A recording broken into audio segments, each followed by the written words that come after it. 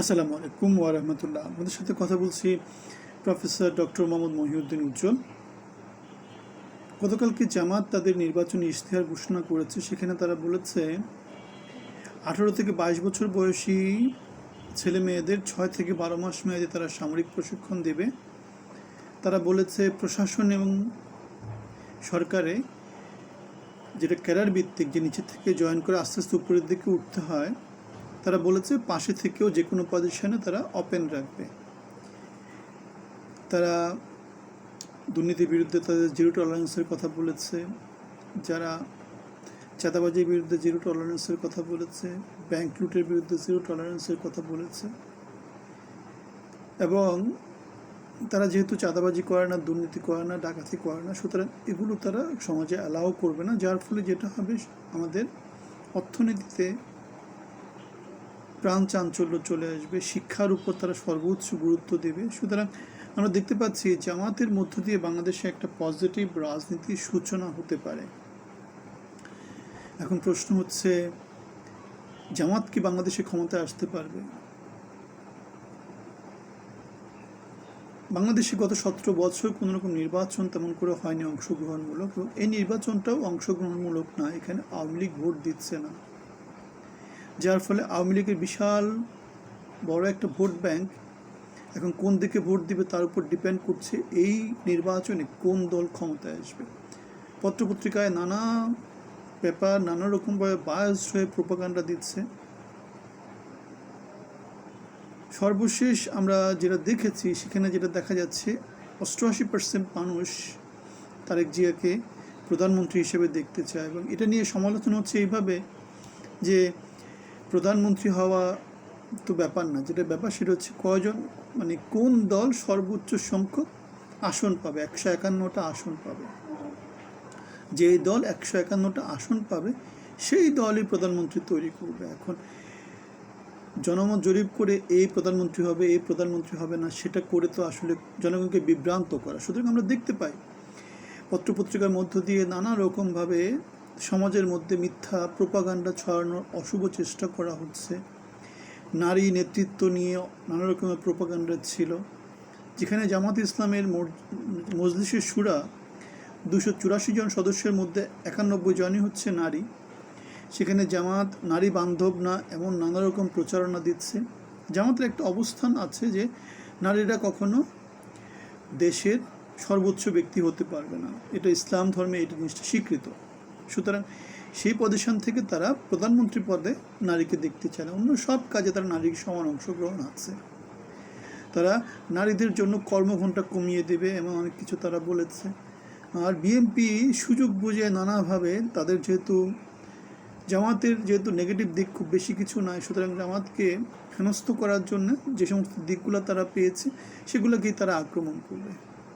অন্যদিকে জামাত যেটা করেছে সেটা হচ্ছে বিএনপির দুর্নীতি নিয়ে, চাঁদাবাজি নিয়ে, টেম্পো স্ট্যান্ড নিয়ে, দখলদারি নিয়ে, ব্যাংক ডাকাতি নিয়ে, এগুলো নিয়ে আক্রমণ করেছে। বিএনপির যে ফ্যামিলি কার্ড, হেলথ কার্ড, এগুলো নিয়ে আক্রমণ করেছে। এদিকে তুরস্কের একটা পত্রিকা আছে টিআরটি ওয়ার্ল্ড, সেখানে বলা হচ্ছে যে জামাত হয়তো আগামীতে সরকার গঠন করতে পারে। তার আরেকটা কথা বলেছে সেটা হচ্ছে after Khaleda Zia can Tarique Rahman lead the BNP to an electoral glory. তারা কি বিএনপিকে, তারেক জিয়া কি বিএনপিকে নির্বাচনে জয়ী করতে পারবে কি না, মানে তারা একটা প্রশ্ন করেছে। তারা নেগেটিভ কিছু বলেনি, তবে তারা বলেছে যে জামাত হয়তো সরকার গঠন করে ফেলতে পারে। এখন এই অবস্থায় যেহেতু এখনও 5-6 দিন বাকি আছে, সুতরাং এই অবস্থায় আগামী 5-6 দিন কে কীভাবে প্রচারণা চালায় তার উপর ডিপেন্ড করছে। এবং যে কোনো কিছু 24 ঘন্টার মধ্যে যে কোনো হাওয়া চেঞ্জ হয়ে যেতে পারে। যদি এমন হয় যে নির্বাচন অস্থিরতা শুরু হয়ে গেল, চারদিকে আইনশৃঙ্খলা পরিস্থিতি ভেঙে পড়লো, সেক্ষেত্রে তো নির্বাচন বানচাল হয়ে যেতে পারে। অথবা এমন কোনো ইস্যু আসলো যে ইস্যুতে কোনো একটা দল একেবারে জনগণের কাছে তার গ্রহণযোগ্যতা হারালো, এবং সেখানে দেখা যাবে যে ওই দল, যে দল জয়ী হয়ে যাওয়ার কথা ছিল, তারা হয়তো বা টেনে টেনে জয় পাবে অথবা পরাজিত হয়ে যাবে।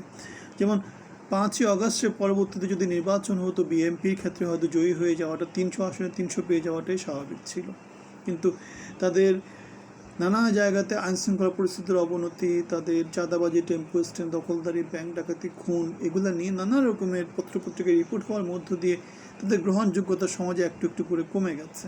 এবং সেই জন্য বর্তমানে এই অবস্থাতে তারা আসছে যে এখানে এখন কি হয়, বিএনপি জিতে নাকি জামাত জিতে। আর আওয়ামী লীগের ভোট যেহেতু বর্তমানে কার দিকে যাবে সেটা ডিসিশন এখনও হয়নি, বড় একটা অংশ এখনও আনডিসাইডেড, তারা ভোট দিবে কি দিবে না। সুতরাং ওই ভোটগুলোকে যারা কেন্দ্রে নিয়ে আসতে পারবে তারাই আগামী নির্বাচনে জিতে যাবে। তরুণ ভোটাররা যাদেরকে ভোট দেবে তারাই আগামীতে সরকার গঠন করবে। এখন একটা আলাপ আলোচনা হচ্ছে দুর্নীতিবাজ, ব্যাংক ডাকাত, লুটেরাদেরকে ভোট দিলে যেটা হবে সেটা হচ্ছে কি তাদের যেই অনাচার অত্যাচার সেগুলোর ফলাফল বাংলাদেশের লোকজন পাবে। আলটিমেটলি যারা ভোট দিবে তারাও কি হবে, পাপের অংশী হবে। এটা ইসলাম ধর্ম থেকে এই কথাটা আমরা কোট করতে পারি, খুবই স্বাভাবিক। সুতরাং আপনার যে ক্ষমতাটা, আপনার যে আমানতটা, ভোটের আমানত, সেই আমানতটা যোগ্য লোকদেরকে দিবেন, যাতে আপনার জন্য বাংলাদেশের 20 কোটি মানুষ ভাগ্য ধ্বংসের সম্মুখীন না হয়, বাংলাদেশ যাতে পিছিয়ে না পড়ে। সুতরাং আপনাকে যোগ্য নেতা বাছাই করতে হবে। যদি আপনি সেটা করতে না পারেন, আপনি দেশের জন্য অন্যায় করছেন, জনগণের জন্য অন্যায় করছেন, আপনি আপনার যেই আমানত সেটার আমানতের খেয়ানত করছেন। এদিকে আমরা দেখতে পেয়েছি একটা পোস্ট ভাইরাল হয়েছে, যে পোস্টে দেখা যাচ্ছে আওয়ামী লীগের প্রেসিডিয়ামের সদস্য আব্দুর রাজ্জাকের ছেলে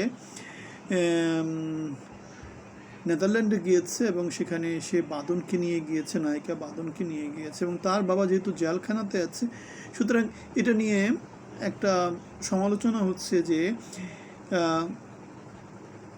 যেই নেতা কর্মীদের অসহায় অবস্থার কথা চিন্তা না করে ইউরোপে যেতে পারে, নানা রকম ট্রিপ দিতে পারে, আলটিমেটলি বাবা জেলখানা আছে সেটাকেও সে থোড়াই কেয়ার করছে। সুতরাং এই ধরনের নেতৃত্বর জন্য আপনি কর্মী হয়ে কেন আপনি ত্যাগ স্বীকার করবেন, কেন আপনি তাদের লেজুট ভিত্তিক করতে যাবেন, কেন আপনি সৎ এবং যোগ্য মানুষকে নির্বাচনে ভোট দেবেন না, কেন আপনি পরিবারতন্ত্রের পক্ষে থাকবেন, কেন পরিবারতন্ত্র মানে বাপ যাবে তার পোলা আসবে, পোলার পরে তার পোলা আসবে, এভাবে চলতে থাকবে। সুতরাং আপনাকে যেটা করতে হবে, বাংলাদেশে এই সংস্কৃতিটাকে বন্ধ করে দেবে, পরিবারতন্ত্রের বিরুদ্ধে দাঁড়াতে হবে। এবং পরিবারতন্ত্রের বিরুদ্ধে দাঁড়ালেই শুধুমাত্র আপনি এগিয়ে যাবেন, আপনার ছেলেপেলে এগিয়ে যাবে, বাংলাদেশ এগিয়ে যাবে। সুতরাং পরিবারতন্ত্রের বিরুদ্ধে আপনার অবস্থান নেওয়া উচিত, আপনার আমাদের সবারই অবস্থান নেওয়া উচিত বাংলাদেশকে এগিয়ে নিয়ে যাওয়ার জন্য। সেটা ছাড়া আর কোনো বিকল্প আমাদের কাছে নাই। আপনাদের সবার জন্য শুভকামনা, ভালো থাকবেন। আসসালামু আলাইকুম।